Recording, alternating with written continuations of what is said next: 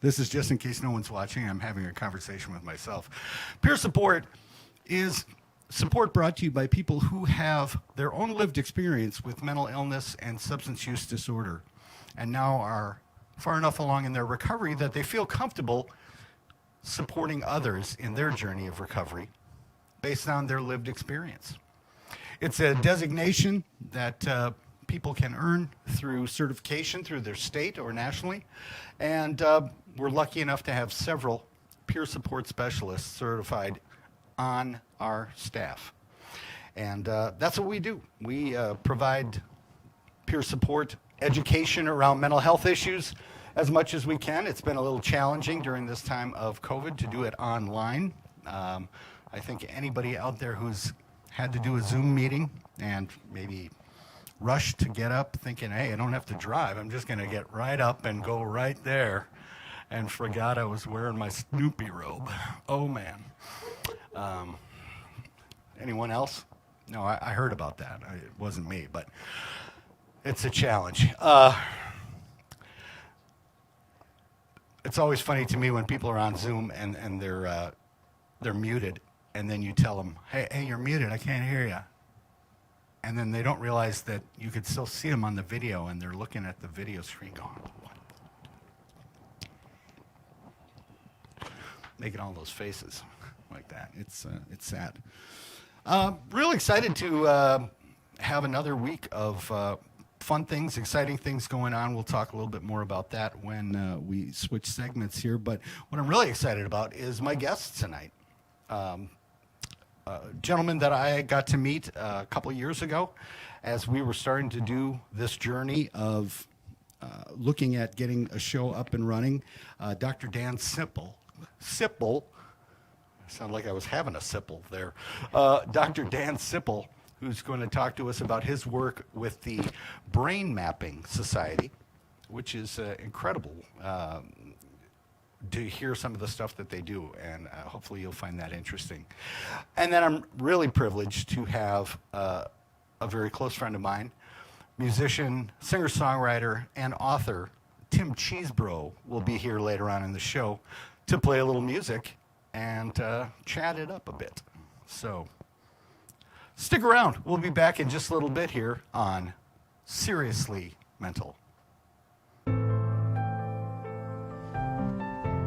It's okay to think you're in a toxic relationship with the world right now. It's okay to feel like your world is changing. It's okay if it's hard to find the words to express how you feel. It's okay to feel like you just want to become someone else. It's okay if you're panicking over an inability to control your life right now. It's okay to have trouble maintaining your normal routine while staying home. It's okay if you're feeling more cynical than usual. It's okay if you want to curse more than you usually do. It's okay to wear your favorite tank top several days in a row. It's okay to miss your job. It's okay to just stay quiet. It's okay to be depressed. It's okay to talk to your cats like they understand what you're saying. It's okay not to feel the most fabulous right now. It's okay. It's okay. It's okay. It's okay. It's okay. It's okay. It's okay.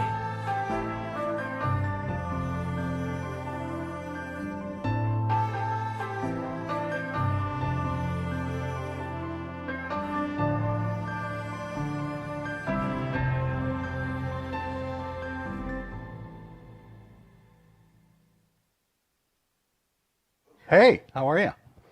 I'm back. Hey, Dan's here already. So watch out. We're gonna just let Dan sit there for a minute and while I chat about a couple of things. Hi, Dan. How are you? Chris, good to see you. It's good to see you. Do you like how he's socially distanced from all of us? He's actually in a bunker at an undisclosed location somewhere in. I'm going to talk about quickly the elephant in the room. Or the big shiner on my head. This is not like regular network television, as much as I might wish to someday be. I will never get that anchor job at 45 on their Sunday night, midnight newscast, I don't think, because I walk around with big bumps on my head. But hey, I am human. And yeah, I was doing a little painting in the studio the other day, and something sticking out of the wall, and I bent down without looking, and wha-bam, and knocked myself back at my butt. And I didn't think it was that bad until you see it on camera, and then you realize, wow, that's pretty obvious. I don't think I could brush my bangs down far enough anymore, mainly because I give myself these free COVID haircuts that I've been doing since March of last year. And I don't know, I think it's, you know, not bad for a guy who can't see the back. I'm not going to turn around at all, but who knows what happens. Interesting things. Really nice to see that piece there from Make It Okay and the people at NAMI nationally and in Minnesota. We like to work with them, things that we get to do for training and some of their other programming. You can always check that out at namimn.org. Here I am plugging every other organization as well. You know, who else can step up that we'd like to talk to? Several things. Hey, I got to stop. I was running around town today. Could I have you go up and grab one of those NAP posters that I forgot to bring down with me? I wanted to make mention of that tonight. But I was running around. We've recently partnered with the Steve Rummel Hope Network, who is an organization that deals in the awareness and prevention of opioid overdoses. And what they've done is they've secured a grant to be able to provide naloxone, which is the generic name for Narcan, and provide both kits and training on how to use that life-saving drug. And so we were lucky enough to form a partnership with them where we are now what is called a naloxone access point, meaning that here in the upper northwest sector of the Twin Cities area where we are in Anoka, is where our lovely studio here is. Can you see that's downtown Anoka, which is really teeming right now on a Tuesday night. You wouldn't think they would. Some of those, you're not all in those off. Shut some of those lights off. You people are so irresponsible with your wattage. But so we are up in this area, one of the organization, well, the organization actually now that is able to provide naloxone medication and training. And I'm going to hold this up here and see if you can see that.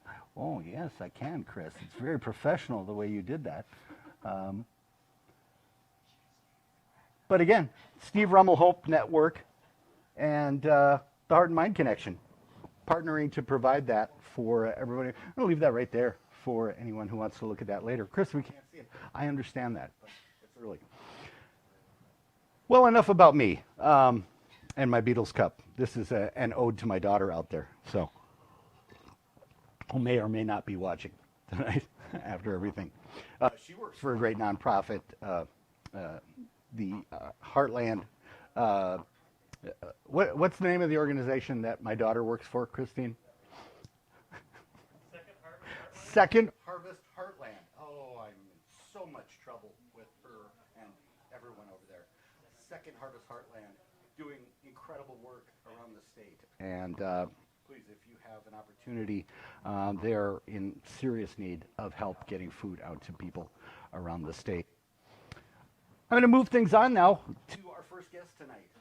As I said, this gentleman I've had the pleasure of knowing for a little while now, and his resume is incredibly impressive. He trained at the Rehabilitation Institute of Chicago, which is the #1 rehabilitation hospital, as listed by U.S. News and World Report for over 20 years running. There's no other hospital that's ever even achieved that distinction.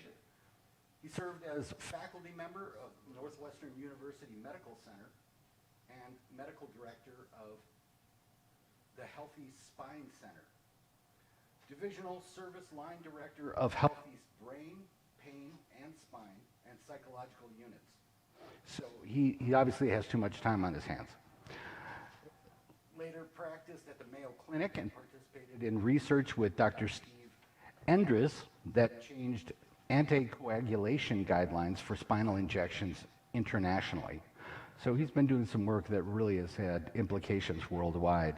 He's published in the medical literature, and he's the founder of Institute Biologics. We even went through it, and I still screwed it up. And the inventor of Anestogel, which is a sustained release local anesthetic for postoperative pain. It is a big part of the solution to the opioid crisis by providing. Before we bring him on? No. No, we're going to keep rolling. There we go. We're having a little discussion there with. Oh boy. That's our producer. Now I'm going to have to start this intro all over again. No, keep going. How about that? He is a patent holder of smart needle technology, and we'll ask him what that exactly is. And he's a member of the board of directors at the Society of Brain Mapping and Therapeutics, which is what we're going to talk a little bit more about tonight. He drafts legislation both at the state and national levels on neuroscience tech innovation. He presented on opiates at the United States House of Representatives Neuroscience Caucus. That was in March of 2019, and February of last year, and also to the California State Legislature in August of 2018. He's presented at the Neuroscience 20 in conjunction with the G20 in Buenos Aires, Argentina, and Osaka, Japan, as well as at the White House Office of Science and Technology Policy. He's currently practicing at Midwest Brain and Spine. Please welcome Dr. Dan Sipple.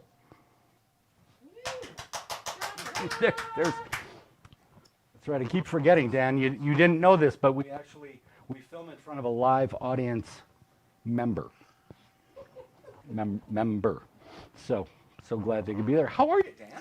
Great. What's going on? Privileged to be here. I'm so glad you're able to get out and find some time. I'm really happy that we were able to connect on this. It's always good to see you, Chris. It's an honor. Dan, after I read your intro there's really nothing left to ask you. So I just want to thank you for coming out, and we're going to move on to the no. Tell me a little bit about how you got into first medicine. And were you one of those guys that played doctor a lot as a kid? I had a neighbor that was just a remarkable human being that I looked up to and admired. His son was a year or two older than me. His name was Ross Anderson. He lived in Shoreview, and was just an old school family doctor that was a remarkable person emotionally, spiritually, intellectually, athletically. He was a former college football player, and a family man, and just a remarkable human being. And just someone I wanted to emulate, someone that I respected and held in esteem. I think that was made a significant impression on me. So this was when you were in your youth? Growing up, he was my neighbor. Okay. So. Wow. And so from when you went into medicine, how did you kind of narrow down the field that you ended up in now? Well, it's funny you should ask that. Physical medicine and rehabilitation, otherwise known as PM&R or physiatry, often confused with psychiatry, podiatry, or physical therapy. Most people aren't familiar with this specialty, but it was really born in the VA hospitals after the Second World War to care for veterans. Veterans who come back from the war with spinal cord injuries, brain injuries, strokes, amputations, polytrauma. And in addition to having substantial post-operative needs, they'd have a number of spiritual, emotional, psychological needs in terms of reintegrating into society. So physical medicine rehabilitation for veterans is really a bridge from the surgical world to primary care. So I now use that in spine surgery. I really am a bridge from, again, the primary care world to the surgical world, and address a number of soft factors that affect patient surgical outcomes. I also do procedures. I'm known as a needle jockey. So I try to keep you away from surgery with minimally invasive procedures if at all possible. So tell me how that relates to, I'm going to go back to some of these things in here because there are many different things in your bio that interested me. First off, what is this smart needle technology? Well, smart needle technology is a needle that luminesces when it hits blood. So there are a number of reasons you'd want to verify with a high degree of confidence that you're in blood or that you're not. For example, if you're giving medicine, if you're a cardiologist and you want to be able to get a catheter from the wrist, the radial artery, thread that catheter up the radial artery into the, and do dye studies of the heart, known as an angiogram, you have to go through the wrist, which is a small area that can be expensive, time-consuming, and costly, and it can be prone to have complications. So anything we can do to speed along access, to make sure that that access happens rapidly so the cardiologist can identify the problem and get the stent placed rapidly, saves time, saves heart function. It also saves the overhead of being in the operating room. So another indication may be if you're in a dental office and you're receiving an injection to numb your mouth, there's a lot of vasculature in the mouth, and that if that medicine gets taken up into the vasculature, your heart can be a little bit fast. It's called local anesthetic toxicity syndrome, known as LAS syndrome. So that'd be another potential application for the smart needle. There are things like chemotherapy, that if you're delivering a toxic drug that could be, if it leaks out of an IV, would go into surrounding tissue and cause damage, that for a nominal cost ensures a substantial higher degree of safety. So those are some examples of use of the technology, even in vaccines. When you're delivering a vaccine, you don't want it to be in the vasculature. So you typically don't want it to be into the skin, what we call the subcutaneous tissue, or into the muscle. That's what I call it. Yeah, That's the right, sub-Q. That's right. Sub-Q. Talk to me about spinal injections and this work that you did to change these guidelines around anticoagulation. Sure. It's one thing when you're injecting into a vein or trying to just shoot something into the muscle, but when you're talking about going into the spinal cord, that's got to be a whole different world of caution. Well, I assisted Dr. Endress's work in it, so I was honored to be a part of that. Really served as a control, so it's mostly Steve's work, but I was fortunate to participate. What happens is that if you have a pinched nerve in your back, it can be helpful to put some cortisone next to that nerve, because that can reduce pain and potentially keep you out of surgery. Cortisone, it reduces the inflammation in the back, and it's 10 times stronger when you inject it than when you take it by mouth. The catch is that it's really, really common for people to be on blood thinners for a variety of conditions, most commonly stroke or a history of blood clots. And so the question becomes, geez, if you take someone off that medication to do a spinal injection, what if they would stroke, or what if they get a blood clot? Do we really need to do that? And Steve had the insight that there's, for the vast majority of spinal injections, there's no need to stop anticoagulation. There's actually greater risk that someone would stroke or have a blood clot by stopping. Stopping. There's some nuances, and it depends upon the type of injection. So it depends upon the individual, it depends upon the procedure. But for the vast majority of spinal injections, there's no need to stop anticoagulation at all, which was the complete opposite of 180 of the thinking that had been around for the previous 30 years. So he was a gentleman that worked independently, that had a different vision, did the research, did the data, proved it, and changed guidelines internationally. So it was great to have a mentor use common sense, solve a problem, get real data to support his theory and hypothesis, and really help save lives and change the way medicine is practiced. Did you find at all that even though you had research behind this and everything, that people were a little, you said it had been the other way for the longest time, that people were still a little resistant to jump into that? Absolutely. There was, when Steve first presented his data at a meeting, there was substantial resistance. I think people were angry, people were fearful, and probably just it was something different, it was something new. There's always the fear of, is this right? Could I be harming someone? And so anytime you've got a paradigm shift, you really need quite a bit of data to convince people. And even coming from Mayo, with that degree of pedigree, it took some time and some convincing. Well, do you think how long we were bleeding people with leeches? And that they really didn't want to move off of that. It was pretty proven technology for its time. you work with, and forgive me for screwing that up, in situ? In situ biologics. And tell me what this anestigel, and especially when we talk about the opioid crisis and where that has gone over the past 4 or 5 years, tell me how this is making a difference in that battle. Well, surgery is a gateway to use to opiates because of the substantial pain that occurs during surgery. So anytime you can reduce the amount of opiates a patient needs, you lower and close that window, that gateway of exposure to opiates by lowering the amount and lowering the timing and lowering the number of pills that someone would go home with. So anestigel is a sustained release anesthetic that lasts between 3 and 5 days. And really, rather than when you have your surgery, it's laid within the surgical bed and numbs the area up. So if you had your hip replaced or a knee replaced and went through a major traumatic surgery, by some estimates, other products within the industry lower the consumption of opiates by about 78% post-op. Wow. So you're talking about taking 300 million opiate tablets at least off the streets each year. In addition, there's a big cost incentive because hip replacements and knee replacements, for many people who are fortunate to be healthy, instead of them being done in a hospital, can be done in a surgery center. And the patient stay for a short period of observation or discharge directly home. And that took $34 billion off of Medicare rolls last year. Wow. So it's not only opiate closing that gateway to opiates, it's getting people into surgery centers home faster. There are a number of other neurological conditions and a number of other pain conditions that have potential applications, but these are the ones being studied at present. Wow. Congratulations on that work, and amazing that there's something that can make that difference, especially when you talk about how that surgery can be such a gateway to that.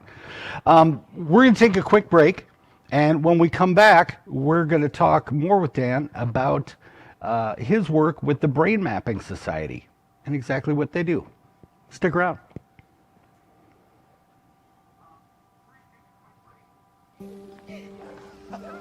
You have served our country and made us proud. Many of you are still serving. Some of you have come home to our communities where you continue to lead and contribute. Some have come back from deployment to find new challenges at home.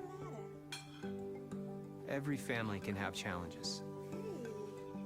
In or out of uniform, we need you to continue to serve and help your battle buddies, families, and communities. It's important that we all learn the 5 signs of emotional suffering: personality change, agitation, withdrawal, poor self-care, and hopelessness. If you or someone you know is experiencing one or more of these signs, reach out and offer to help. I reached out for the support I needed, and it made all the difference. This is how we keep our units, our families, and our nation strong. Visit changedirection.org. You have served our country and made us proud. Many of you are still serving. 1.5 almost versions of that public service announcement, thanks to Gabriel, our producer back there, who's doing an incredible job. And remember, folks, if you're looking for a professional video producer, Gabriel knows several and can give you some numbers.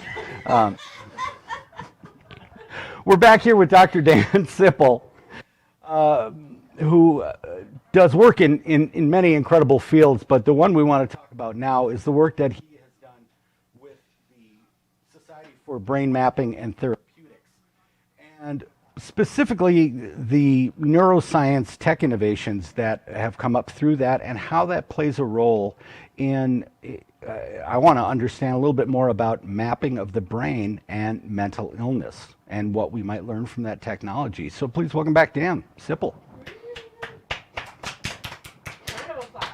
There it is. So Dan, you weren't there for a minute, so let me just say again, Brain Mapping Society and mental illness. So you map a brain. I have bipolar. So do you see both those poles? How does that work? Is it We a? look for Santa in the north. there's a red, like a candy stripe pole up there on the top of my brain. That's right. Very good. Tell us what that is, how it became something that was studied, and what implications that has. So the Society for Brain Mapping and Therapeutics is an umbrella organization for neurosciences. Neurosciences and neurological conditions, whether they be those of mental health, those of Parkinson's, Alzheimer's, dementia, or brain tumors, brain cancer, spinal cord injuries, spinal cord tumors, anything to do with the brain, the spinal cord, physical, emotional, and mental health, constitute an over $2 trillion impact to the global economy. So Alzheimer's alone will consume the United States healthcare's budget in its entirety by 2050. So in order to innovate, there are a number of different ways to improve funding into these conditions, and to liberate patents that already exist, technologies that already exist, to lower barriers to disseminate tech. So we lobby the White House, Congress, and the G20 to really come up with various forms of guidelines in collaboration on large levels. Nationally, we work with NASA, Los Alamos, Lawrence Livermore, the Jet Propulsion Lab, the Army's Futures Command, Army's Futures Division, and a number of different federal labs. Federal labs have patents that are owned by the government. And so, much like the 3M sticky tape that was meant for an epoxy that failed terribly, it worked great for sticky tape. This research was already done, the chemical was already compounded. There were a lot of sunk costs and sunk time in order to get to the product of that level of development. It turns out it was intended for A and worked better for B. So if you're talking about things like carbon nanoparticles, I'm not, but because I can barely hear you say it, let alone say it myself. So they can be used to deliver chemotherapy agents for brain cancer, much like those that Senator McCain suffered. Similarly, neurophotonics, which are studying light beams. This is something out of Los Alamos. It can be put on a microscope to look at the margins of a brain tumor.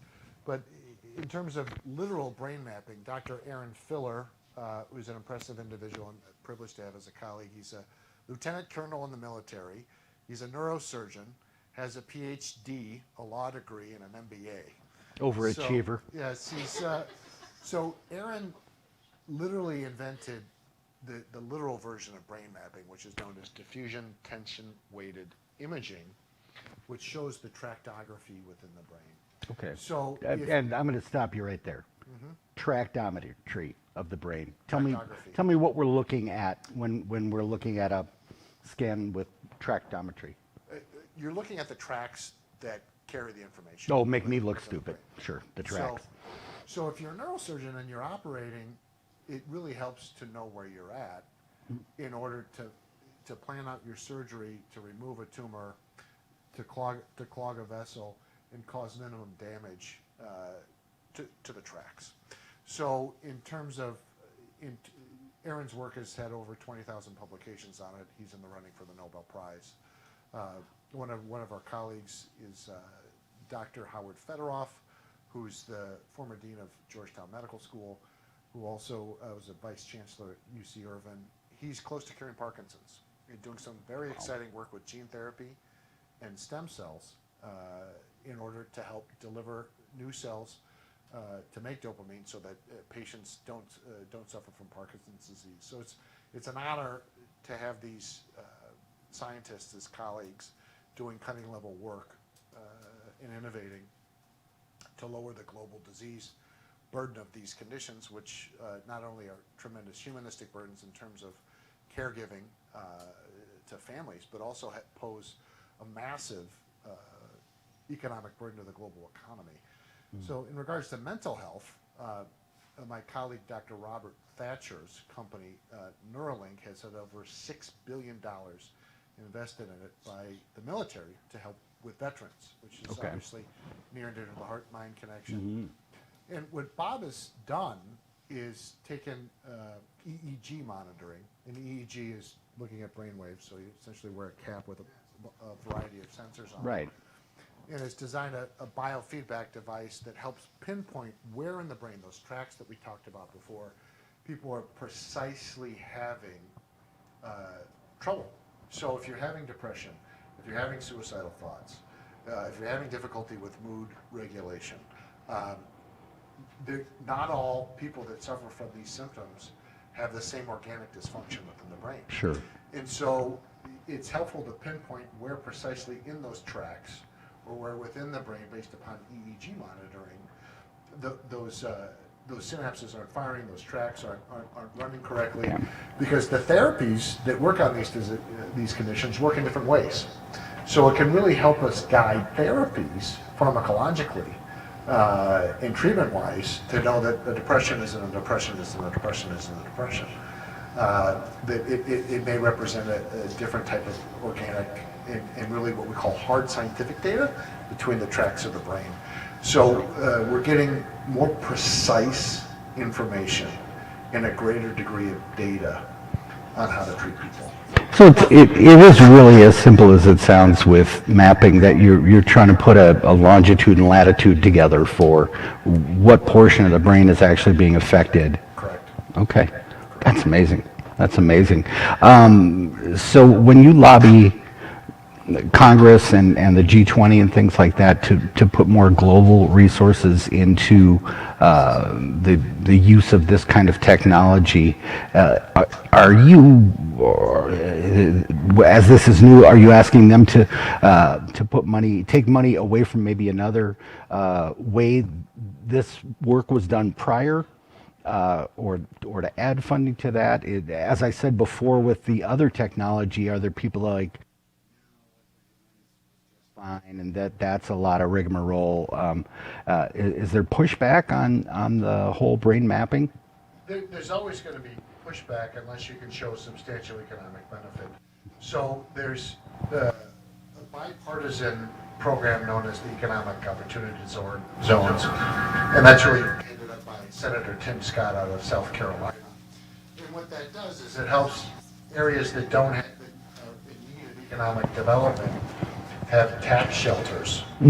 So for investment. So when it comes to a biotech park, one of the main pushes of the Brain Mapping Society is to utilize what we call Brain Technology Innovation Park and place this within an opportunity zone within LA County. To begin with, they can obviously be all over the country. Because if you're competing for investment dollars for some of these treatments, it takes a long time to garner deep data, and the time to pay off relative to other forms of investment, an app or putting your money with Tesla or Facebook, is much quicker. So when you have a tax shelter, you're in a position to offer a reduced risk to an investor. Similarly, when we have access to patents at federal labs that we can lobby to be utilized for the public good and unleash entrepreneurs, that some of these sunk costs that are publicly owned by the government are utilized for the greater good. Well, we're trying to take this. What's the next step in what you're brain mapping. Really, it's pushing legislation forward with the Brain Technology and Innovation Park and persisting globally at the G20 to have full inclusion of disorders of the brain, spine, and mental health be recognized. Because this is literally the $2 trillion, 800-pound gorilla on the global economy, not to mention the humanistic burden of these conditions. So really, because of COVID, we're now in Saudi Arabia this year. We look forward to being in Rome at the end of October of this year, and in India in 2022. So it's continuing those lobbying efforts for cohesive global collaboration on this. Wow.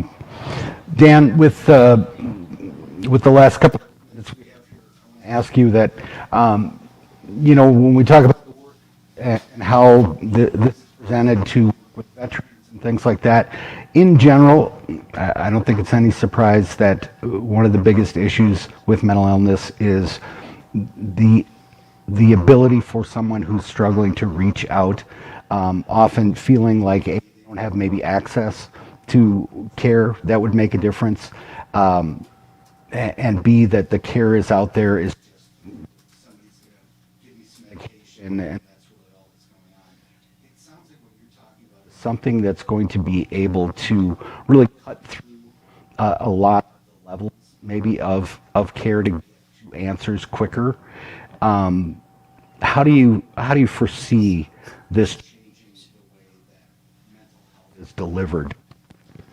What we really see is that with COVID, there's a greater understanding of the frailty of the human condition and the great need for us all to feel connected, safe, loved, secure, and socialized.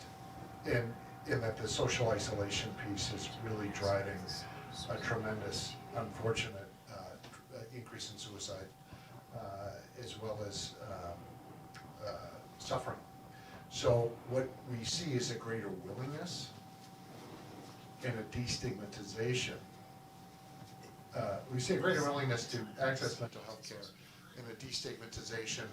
We also really see a transition towards self-care and time created for self-care being part of the cultural norm, which is I need to take my walk, I need to meditate, I need to play my guitar, I need to be with a friend, I need to be at peace for this time of day. There's also a greater awareness of the interconnectedness of life and the realization of our social interdependence.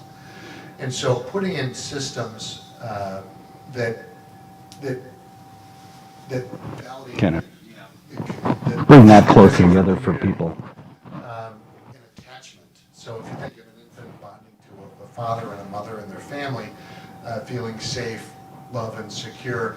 In many ways, those primal needs that we had when we were little, obviously not the same as we adult, but a variant of that persists. And so there's a greater understanding, a greater willingness to be open to that vulnerability as COVID has really struck a chord, and the greater awareness of that type of vulnerability and that sentiment within us all has really come to the surface, seeing loved ones go through difficult times. Yeah. In some of those things. Dan, we could talk about this for another hour, and hopefully we'll have you back with some more interesting updates regarding this work. But I want to thank you so much, especially for the work as it centers around veterans, as a veteran myself, and the work we do with veterans. Just how important that is. One final question for you. Do you think I should have this looked at? I think you just need to squeeze that out. All right. I'll tell you what. That's Dr. Dan Sipple. Let's thank him.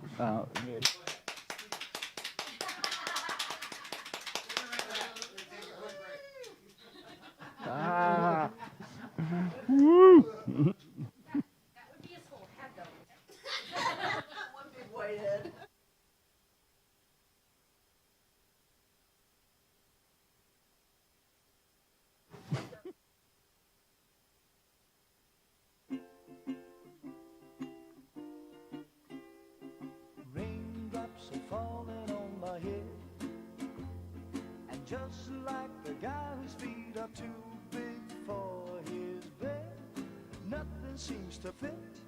Those raindrops are falling on my head, they keep falling. So I just did me some talking to the sun, and I said I didn't like the way he got things done, sleeping on the job. Those raindrops are falling on my head, they keep falling. But there's one thing I know, the blues they send to meet me won't defeat me. It won't be long till happiness steps up to greet me.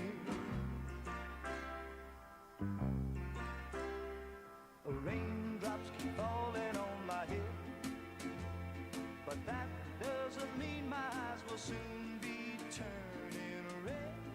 Cry is not for me, 'cause I'm never gonna stop the rain by complaining.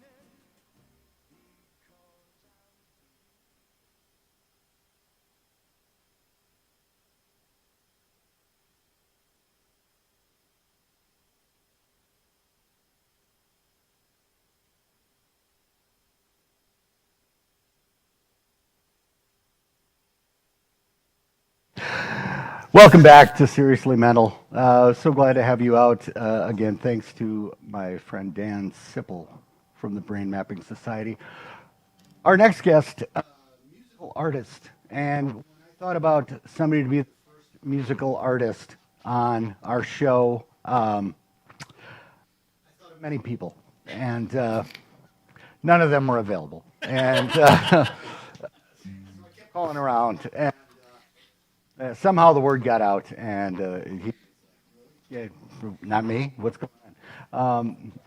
I make fun. This gentleman has been a friend of mine for years, and I've always been very impressed with both his heartfelt songwriting and his very passionate delivery, and for others who deal with their own mental health and substance. He's a singer, he's a songwriter, he's also the author of a book called Songwriting for Wellness. Please give it up for Mr. Tim Cheesebrow.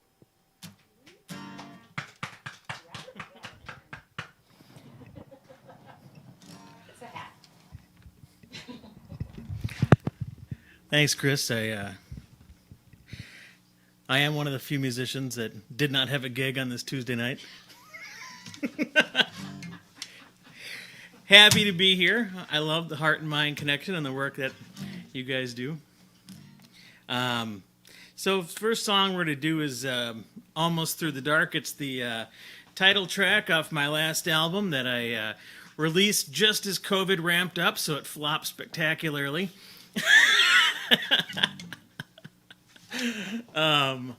But it's it's called Almost Through the Dark, and I really like playing this one in winter, which living in Minnesota is great. That gives me about 9 months a year to play this song, and it's about coming out the other end of it, and it's an allegory for other things. Here you go.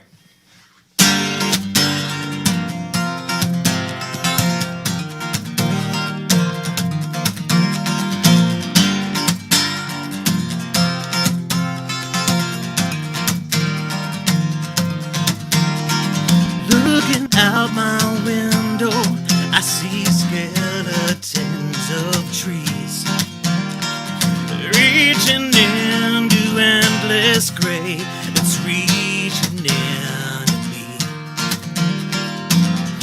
Think about it, I'm gonna find a way. Yeah, well, think about it, you know we're gonna find a way.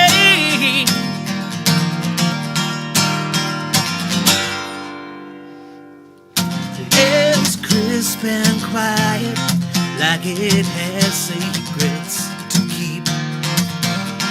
The night a kind of velvet dark makes it hard to sleep. Think about it, you're gonna find a way. Yeah, well, think about it, you know we're gonna find a way.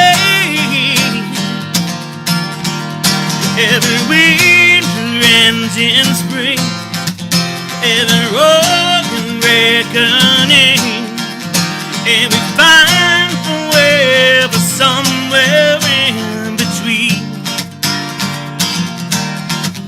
You can feel the fire starting, the wild reaches of your heart, and when you think it's all gonna fall apart, we're almost through the dark.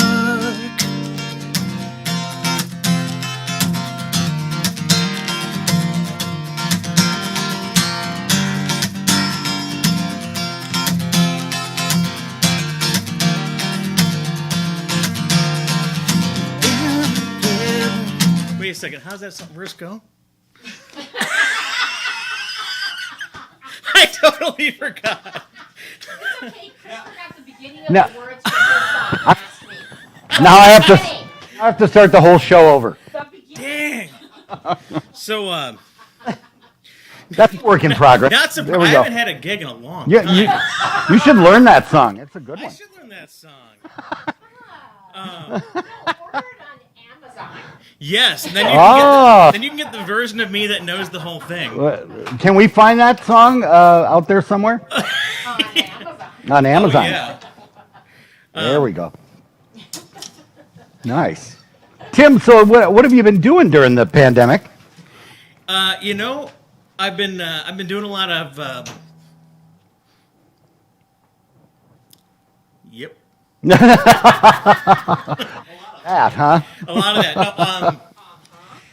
No, I mean, you know, a lot of the things everybody else is doing. You know, working with, hanging out with their kids. What has it been like for a working musician to all of a sudden go into this period where there is no live venues? I mean, obviously there's some internet stuff, but that is not the same thing.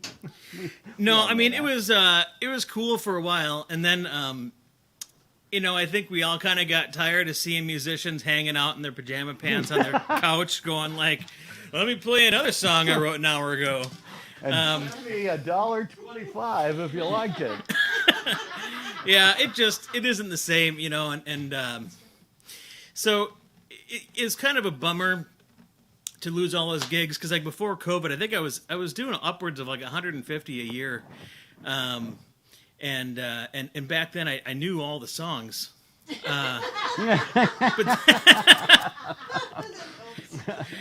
but then you know, but now it's you know, we don't have that, so I spend a lot less time doing that kind of work, and I'm not the only songwriter who's kind of doing this right now, as we're all kind of getting introspective about our work, and when things do go back, we're thinking about, hey, like what am I going back to, and where do I want to put my energy, and so, you know, it's been a lot of that kind of internal work going on during this time. I think a lot of us are doing that, and then also, I guess the other thing that took a big chunk of COVID time was retooling all my classes to work online. So, you know, teaching from home has got its advantages and disadvantages. That's got to be really different, though, than being there with someone as their, because it is about that connection and being together in that moment. So it's got to be really hard to have somebody learn. If it's anything like distance learning, you think they're looking at you, but they're actually playing a video game or something like that. Yeah, when I'm teaching the high school kids, there's definitely that, you know, hey, turn your camera on. I don't trust you.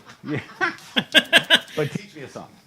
Yeah, I mean, and then, you know, if you're teaching guitar online, it's really unique right now, because if their finger's like in the wrong spot, I have to go, okay, your third finger needs to go up a string. No, not up, not that up, the other up. Other string. No, not that finger. That one. Turn your hand 45 degrees. Okay, hold on. Let's start over. I'm going back to piano lessons. That was easier. Whereas, you know, in person, I can just grab their finger and go, yeah, right. Boop. Right there. Here you go, bud.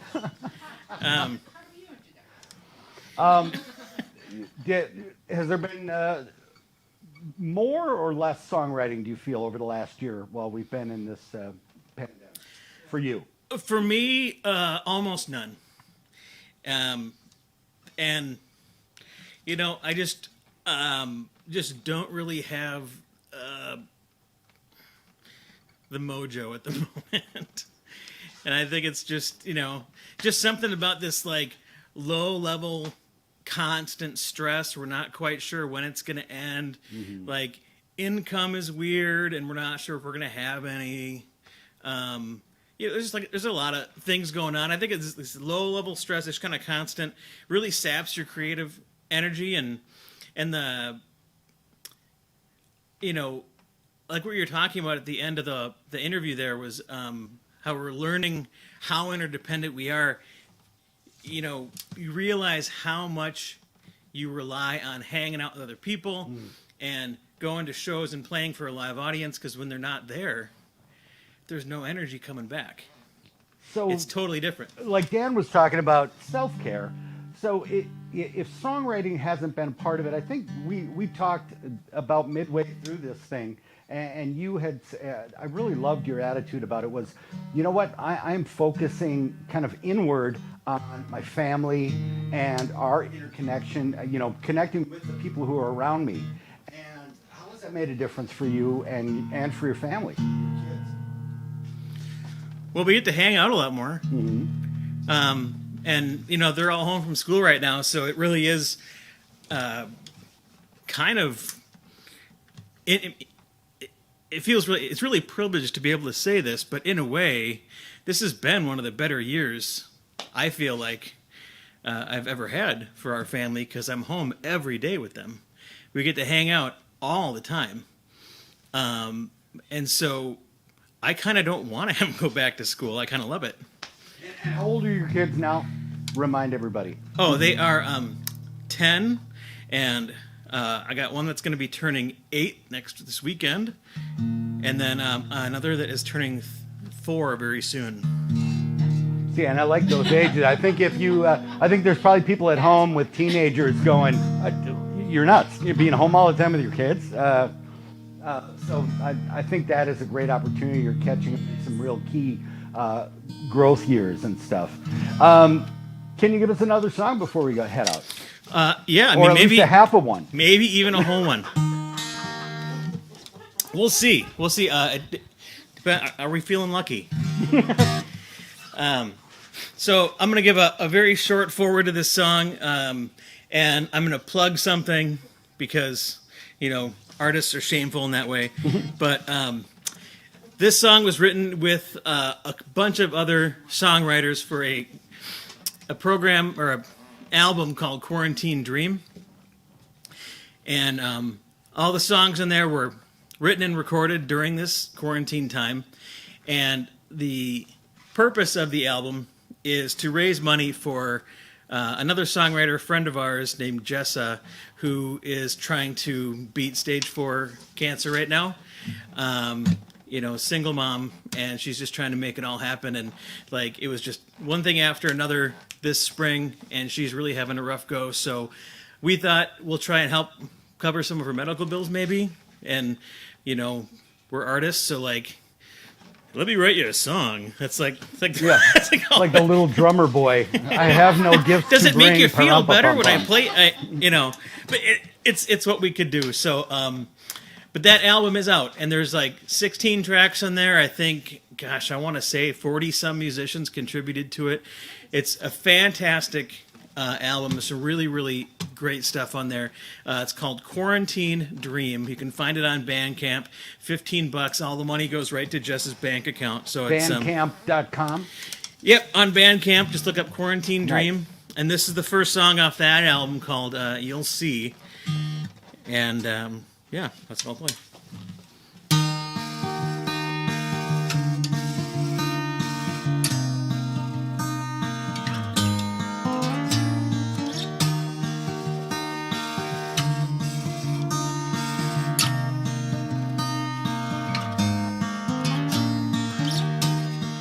Living in the gray,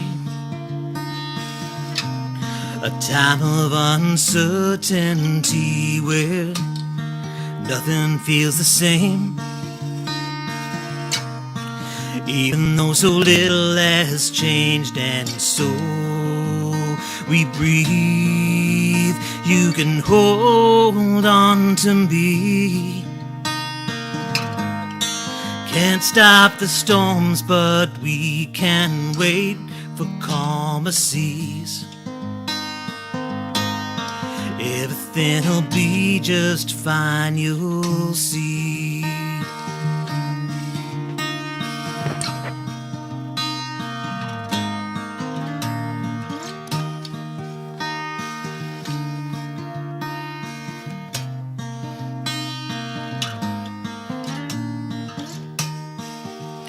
rest your mind. You don't have to do it all right now. Every crooked mile is taken one step at a time, and so we breathe. You can hold on to me. Can't stop the storms, but we can wait for calmer seas. Everything'll be just fine, you'll see.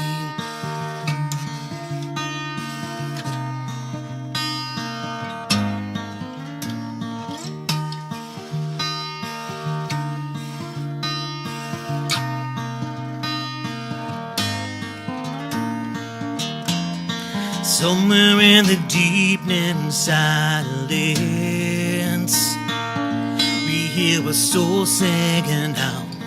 Somewhere in the deepening silence. Ooh, ooh, ooh,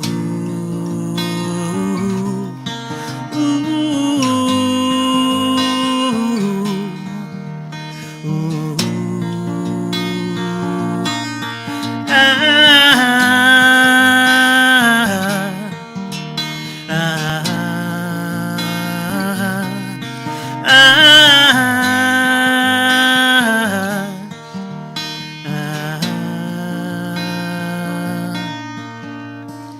So we breathe.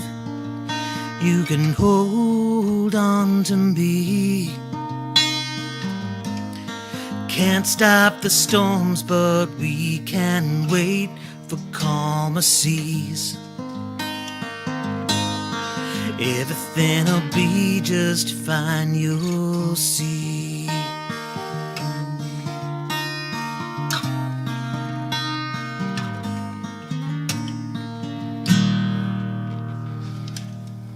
Ladies and gentlemen, Tim Cheesebrow.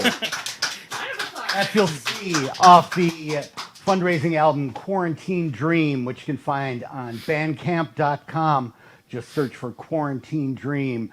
Again, Tim Cheesebrow, so glad to have him out. Yeah, that will wrap up another episode of Seriously Mental. I'm so glad for everyone who could stop by, for our good friend Dr. Dan Sipple, and also Tim Cheesebrow. Hey, next week, next Tuesday night at 8 o'clock, we've got Jeff Connor, who's the development director for Stepping Stone Emergency Housing Shelter in Anoka, Minnesota, is going to come and talk to us about how this pandemic has really changed what is going on with the homeless population and the people in need of emergency housing. It should be a very interesting talk, and we'll also have another great musical guest. So from me to you, thank you so much for coming out. I'm Chris Shaw, and remember, you are not alone.